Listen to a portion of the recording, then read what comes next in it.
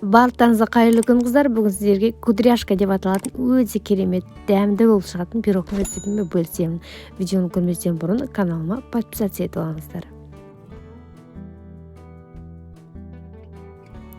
Ол үшін біз ең бірінші електен өткізген құрғақ ұнымыздың үстіне шекерімізді, разрешитель және ванилинімізді салып, жақсылап, біркелкетіп, жақсылап араластырып аламыз.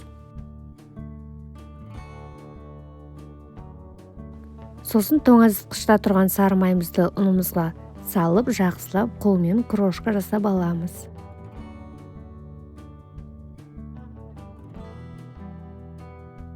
Міне, құрғақ массамыз дайын. Енді жұмыртқа және де сүтті құйып, жақсылап, жұмсақтау қамыр илеп аламыз.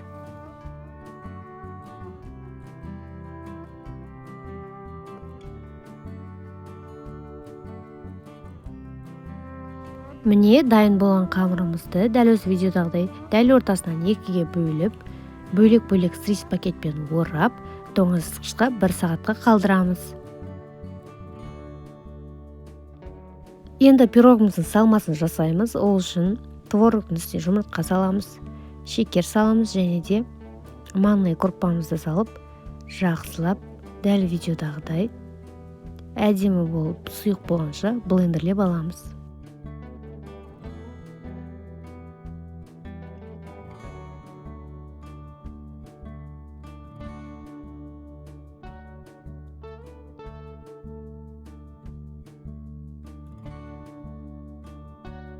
Салмамыз осындай күйге енгенде дайын болады. 1 сағат уақыт өткеннен кейін оралған тесталарымызды алып, теркадан жақсылап өткізіп, астыңғы қабатын дайындап аламыз.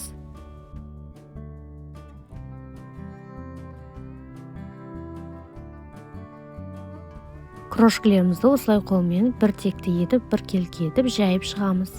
Сосын ортасына салмамызды салып, қалауларыңыз бойынша жидектер қоссаңыздар болады. Мен реңі әдемі болу үшін аздап малинаның вареньесін осы видеодағыдай аз-аздап салып шықтым.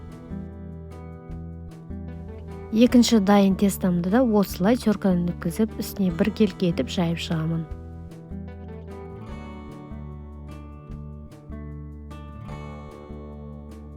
Дайын болған пирогты 180 градус қызып тұрған пеште 40-45 минут бойы пісіріп аламыз.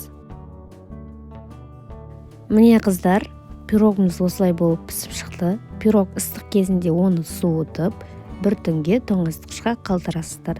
Сонда пирог қатып, әдемі болып пісіп дайын болып тұрады.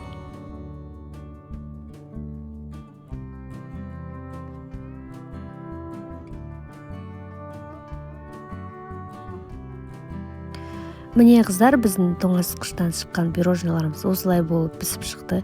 Өте керемет, өте дәмді болып шығады. Кез келген мерекелік дастарханның көркін ашады.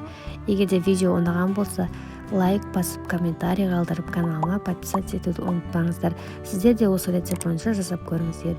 Барлықтарыңызға ас болсын.